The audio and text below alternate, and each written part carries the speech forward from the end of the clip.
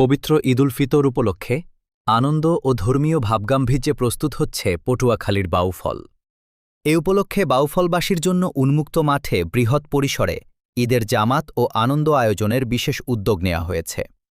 জানা গেছে, আগামী শনিবার সকাল ৭:৩০ ঐতিহাসিক বাউফল পাবলিক মাঠে অনুষ্ঠিত হবে পবিত্র ঈদের সালাত।